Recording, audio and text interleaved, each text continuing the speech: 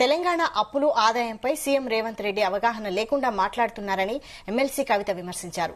రాష్ట్ర ఆదాయం పడిపోవడానికి ప్రధాన కారణం హైడ్రా అన్నారు. హైడ్రా కారణంగా రాష్ట్ర ఆదాయం 5,000 కోట్లకు పడిపోతుందని ఆరోపించారు.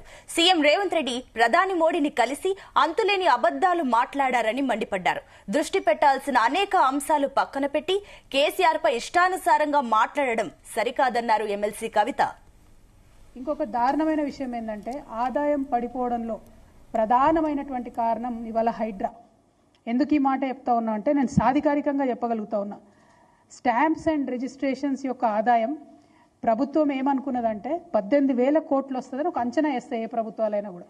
ప్రభుత్వం అఫీషియల్గా వేసినటువంటి అంచనా 18,000 కోట్లు. కానీ వీళ్ళు హైడ్రా పేరుతోని సృష్టిస్తున్నటువంటి విధ్వంసంతో ఆ ఆదాయం పడిపోయింది. 5,800 కోట్లకు ఆదాయం పడిపోయింది. ఇది స్పష్టంగా సుస్పష్టంగా తెలుస్తుంది. అయినా కూడా అరాచక మాపకుండా నిన్న మొన్న కూడా మలక్పేటలో పోయి మళ్ళీ ఇండ్లు ఊలగొట్టిండ్రు. హైదరాబాద్ యొక్క బ్రాండ్ ఇమేజ్ని సర్వనాశనం చేసేటటువంటి ప్రయత్నం చేస్తుంది కాంగ్రెస్ సర్కార్ తప్పితే పెంచేటటువంటి ప్రయత్నం చేస్తలేదు. కాగులో ఉన్నటువంటి వాస్తవాలు ఇవి. నా స్టోరీస్ కాదు, నా కథలు కాదు.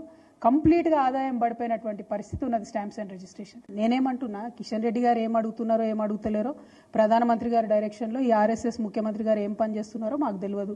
వారి బ్యాక్గ్రౌండే ఆర్ఎస్ఎస్. వాళ్ళిద్దరు ప్రతి విషయంలో కలిసి పనిచేస్తారు. మొన్న ఎంపీ ఎలక్షన్లో చూసినాం, అంతకుముందు ఎమ్మెల్యే ఎలక్షన్లో చూసినాం. మొదటి నుంచి ఇప్పటి వరకు ఈ రాష్ట్రంలో బీజేపీ వాళ్ళే ఈ కాంగ్రెస్ ప్రభుత్వాన్ని దగ్గరుండి కాపాడుతున్నారు.